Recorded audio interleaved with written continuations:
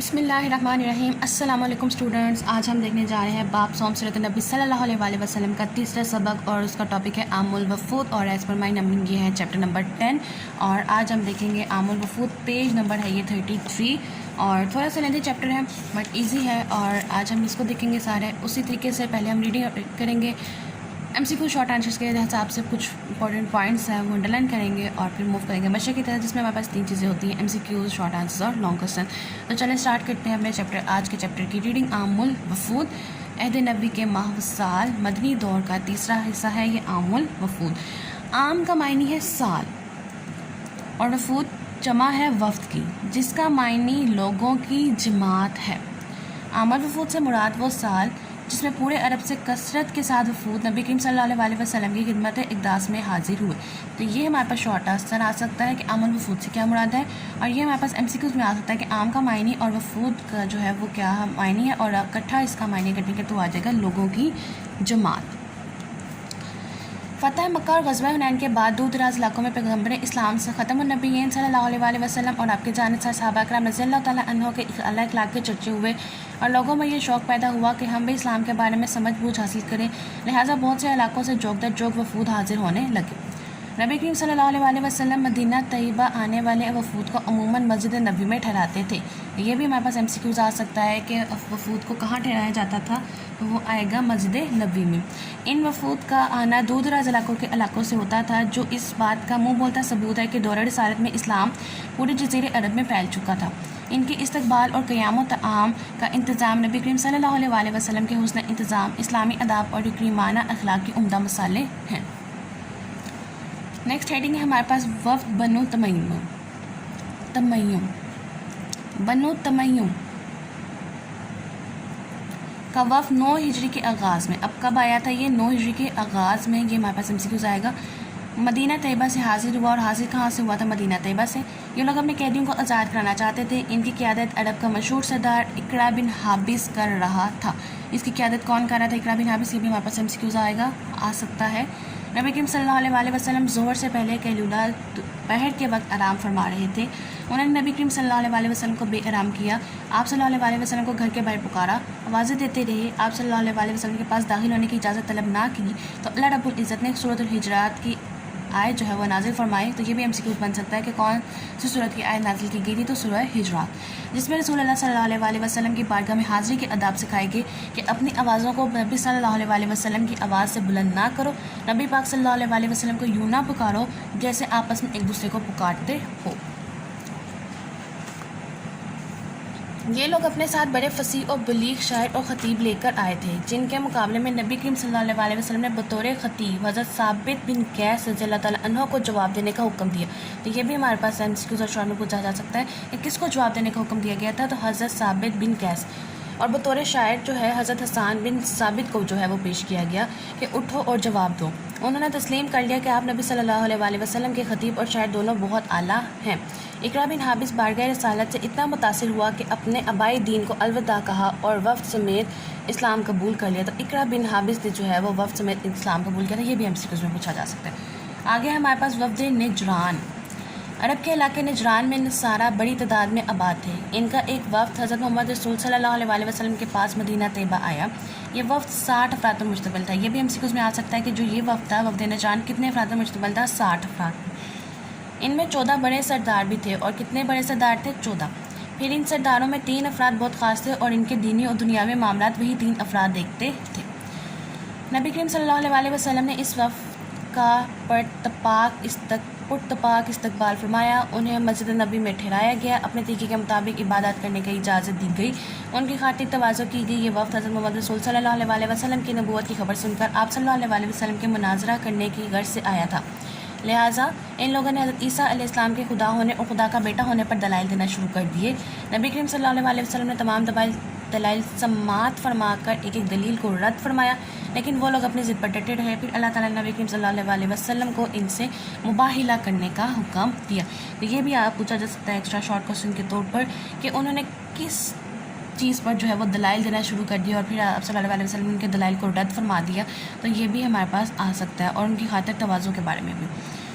یہ حکم نازل ہونے کے بعد اور کیا حکم نازل کیا اللہ تعالیٰ نے آپ صلی اللہ علیہ وسلم پر وفد نجران کے بارے میں کہ ان سے مباہلہ کرنے کا حکم دے دیا تھا؟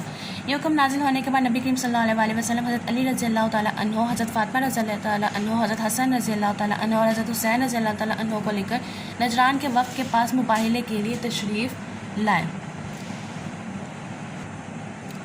جب ان کے پادریوں نے یہ روشن چہرہ دیکھے تو کہا کہ اگر تم نے ان سے مباہلہ کیا تو یاد رکھو دنیا سے تمہارا نام و نشان تک مٹ جائے گا۔ چنانچہ انہوں نے مباہلہ کرنے سے انکار کر دیا اور جزیہ ادا کرنے کے لیے تیار ہو گئے۔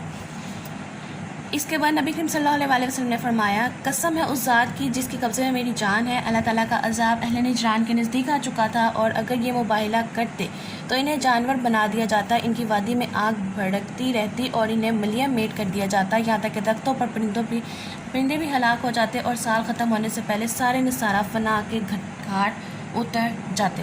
تو یہ بھی شارٹ کوشچن آ سکتا ہے کہ آپ صلی اللہ علیہ وسلم نے جو ہے وفد نجران کے بارے میں کیا ارشاد فرمایا، تو یہ ہمارے پاس اس کا آنسر ہوگا۔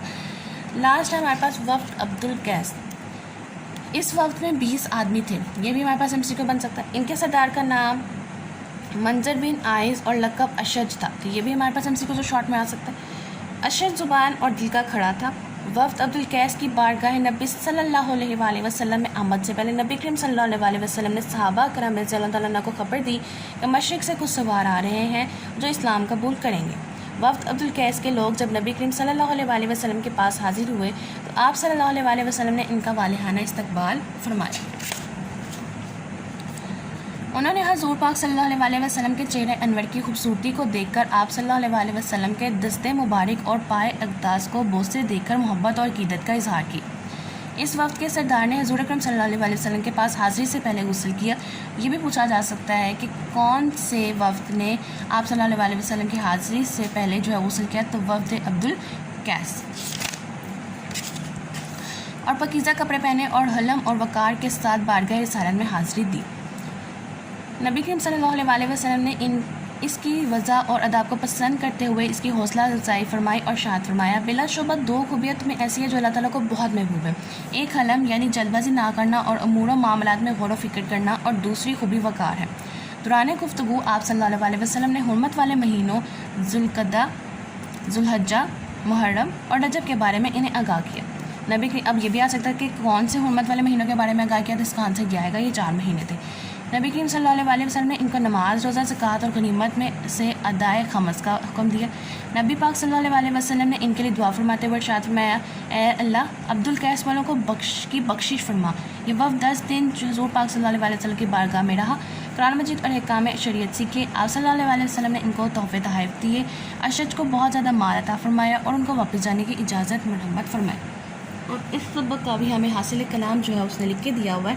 اس سبق میں ہمیں نبی کریم صلی اللہ علیہ وسلم کی تعلیمات سے یہ درس ملتا ہے کہ ہمیں دوسروں کے گھروں میں داخل ہونے سے پہلے اجازت طلب کرنی چاہیے، معاملات میں جلد بازی نہیں کرنی چاہیے، اور امور و معاملات کی انجام دہی میں غور و فکر کرنی چاہیے، اور اپنی ذاتی زندگی میں وقار اور احترام کو ملحوظ خاطر رکھنا چاہیے۔ تو اسٹوڈنٹس، یہ تھا ہمارے پاس چیپٹر عام الوفود، جس میں ہم لوگوں نے 3 وفد ڈسکس کیے، وفد بنو تمیم، نجران اور وفد عبدالقیس، اور ہر وفد کو ڈسکس کرتے ہوئے ہمارے پاس ایک مختلف قسم کا ایک لیسن ہمیں ملا۔ وفد بنو تمیم سے یہ کہ کسی کے بھی بارگاہ میں یعنی کہ آپ صلی اللہ علیہ وسلم کی بارگاہ میں داخل ہونے سے پہلے اجازت طلب کرنی چاہیے، جس کا انہوں نے حاصل کلام میں بھی مینشن کیا ہے کہ دوسروں کے گھروں میں داخل ہونے سے پہلے ہمیں اجازت طلب کرنی چاہیے۔ دوسرے سے ہمیں سبق ملا کہ معاملات میں جلد بازی نہیں کرنی چاہیے، اور امور و معاملات کی انجام دہی میں غور و فکر کرنا چاہیے، اور ذاتی زندگی کی وقار و اہمیت کو ملحوظ خاطر رکھنا چاہیے۔ اسٹوڈنٹس، مجھے امید ہے آپ کو آج کا سبق سمجھ آیا ہوگا۔ اس میں بھی کافی سارے MCQs اور شارٹ کے لیے ہم لوگوں نے پوائنٹس دیکھے اور انڈر لائن کیے۔ تو آگے اب ہم موو کرتے ہیں اپنی ایکسرسائز کی طرف، جس میں ہمارا پہلا پارٹ ہے MCQs کا، اور پہلا MCQ ہے عام الوفود سے مراد ہے وفود کا ساتھ۔ بنو تمیم کے سامنے نبی کریم صلی اللہ علیہ وسلم نے بطور خطیب کی شخصیت کو پیش کیا، حضرت ثابت بن قیس۔ نبی پاک صلی اللہ علیہ وسلم کی خدمت میں حاضر ہونے والے وفود کو ٹھہرایا جاتا تھا مسجد نبوی میں۔ وفد بنو تمیم کی قیادت کر رہا تھا اقرا بن حابس۔ وفد عبدالقیس کے سردار اشج میں 2 نمایاں خوبیاں تھیں، حلم اور وقار۔ سیکنڈ پارٹ ہے ہمارے پاس اس کے بعد شارٹ آنسرز کا ہے، مختصر جواب دیں۔ پہلا شارٹ ہے عام الوفود کا معنی اور مفہوم بیان کریں، پیج نمبر 33 پہ پہلی 2 لائن اس کا آنسر آئے گا کہ عام کا معنی سال اور وفود جمع ہے وفد کی، جس کے معنی لوگوں کی جماعت، اور اس سے مراد وہ سال جس میں پورے عرب سے کثرت کے ساتھ وفود نبی کرام صلی اللہ علیہ وسلم کی خدمت میں حاضر ہو. تو یہ 2 لائنس کا ہمارے پاس اس کا آنسر آئے گا. سیکنڈ ہے ہمارے پاس وفد عبدالقیس کے سردار کا نام لکھے. اس کا آنسر ہے ہمارے پاس پیج نمبر 34. ہیڈنگ ہے ہمارے پاس وفد عبدالقیس اور فرسٹ لائن ہے کہ ان کے سردار کا نام منظر بن آئس اور لقب اشج تھا. وفد عبدالقیس کے بارے میں نبی کریم صلی اللہ علیہ وسلم نے کون سی دعا فرمائی؟ اور اس کا آنسر ہے ہمارے پاس پیج نمبر 35 پہ ہے.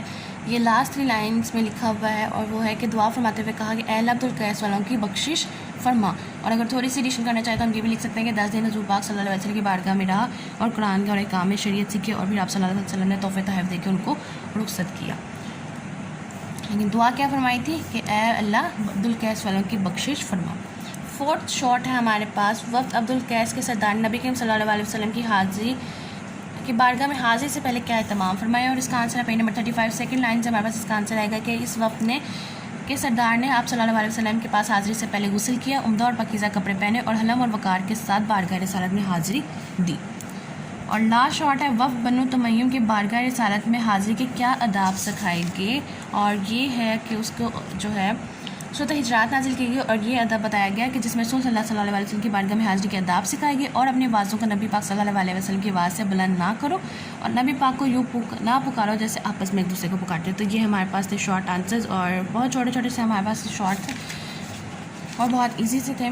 لاسٹ میں ہمارے پاس پارٹ آ جاتا ہے تفصیلی جواب کا اور اس میں تفصیلی جواب ہے وفد بنی نجران کی بارگاہ رسالت میں حاضری کا احوال بیان کرنا ہے. پیج نمبر 34 پہ وفد نجران کی ہیڈنگ ہمارے سامنے ہے اور یہ پورا جو کوسچن ہے یہاں سے لے کے یہاں تک ہمارے پاس جو ہے یہ لانگ کوسچن کا آنسر جو ہے وہ بنے گا. اور اگین میں یہی آپ سے کہوں گا کہ تھوڑا سا تعارف پہلے آپ ضرور دیں اور ان پہ حاصل کلام ضرور مینشن کریں. اس لیے جو تعارف ہے وہ یہ آ جائے گا، اس کو آپ مزید بھی شارٹ کر سکتے ہیں. حاصل کلام بھی اس نے ہمیں بنا کر دے دی اور درمیان میں جو ہم باڈی لکھیں گے وہ ہمارے پاس وفد نجران جو ہمارے پاس مین پارٹ ہے. اس کے اندر سے بھی اگر آپ ہیڈنگ کریٹ کر لیں تو اٹس ویل اینڈ گڈ، اور اگر نہیں بھی کریٹ کرتے تو ٹھیک ہے آپ اپنا آنسر لکھیں کمپلیٹ. اور امپورٹنٹ پوائنٹس کو مارکرس کے ساتھ بھی مینشن کیا جا سکتا ہے، جیسے کہ اس کی وقت کی تعداد کتنی تھی اور کتنے بڑے جو سردار اس میں شامل تھے، کون سے خاص لوگ تھے، پھر اللہ تعالیٰ نے کیا حکم دیا تھا انہیں مباہلہ کرنے کا جو تھا یہاں پہ وفد نجران میں حکم ملا تھا، اور پھر آپ صلی اللہ علیہ وسلم کے بارے میں کیا فرمایا تھا. اور اس کے بعد حاصل کلام. تعارف اور حاصل کلام سے آپ کے جو کوسچن ہے اس سے بہت اچھا جو ہے نا وہ امپیکٹ پڑتا ہے، آپ کو گیس مارکس کی طرف لے کے چلا جاتا ہے. تو آلویز ٹرائی کہ آپ ہمیشہ تعارف اور حاصل کلام کی ہیڈنگ دیں. اگر کوئی نہیں دیتا تو ٹھیک ہے، کوئی مسئلہ نہیں ہوتا، لیکن میری پریفرنس ہمیشہ یہی ہوتی ہے کہ ہمیشہ to the point answer start کرنے سے بہتر ہے کہ تھوڑا سا تعارف دیا جائے تاکہ آپ کے پیپر پہ اچھا امپریشن پڑے، اچھا اور پریزنٹیبل پیپر کیا جائے. رائٹنگ کا بہت زیادہ دھیان رکھیں، پریزنٹیشن کا بہت زیادہ دھیان رکھیں. ان دونوں چیزوں کا بہت زیادہ فرق پڑتا ہے آپ کے مارکس پہ اور آپ کے جو ایگزامینر پہ. آپ پیپر اس طرح سے چیک کریں کہ ایگزامینر آپ کا پیپر پڑھے بغیر مجبور ہو کہ بھئی میں نے اس بچے کو نمبر دینے ہیں. بہت اچھا پریزنٹیبل پیپر کیا کریں، آپ کو بہت اچھے مارکس مل سکتے ہیں اور لک پہ بہت ڈیپینڈ کرتی ہے. تو اسٹوڈنٹس یہ آج ہم نے دیکھا اس کا تیسرا حصہ عام الوفود، اور مجھے امید ہے آپ کو یہ آج کا لیسن جو ہے وہ سمجھ آیا ہوگا. ان کیس اگر کوئی بات یا کوئی ایسی چیز جو سمجھ نہ آئی ہو جو مجھ سے بتانے میں رہ گئی ہو تو آپ مجھ سے ضرور پوچھ سکتے ہیں. میں اپنی مکمل کوشش کروں گی کہ میں آپ کو ہر پوائنٹ کلیئر کر سکوں. اور لاسٹ میں میری آپ سب سے صرف ایک یہ ریکویسٹ ہے تو کائنڈلی پلیز چینل کو سبسکرائب کریں اور تھوڑا سا سپورٹ کیجیے، ویڈیو کو لائک کریں اور اپنے فرینڈس کے ساتھ ضرور شیئر کیجیے.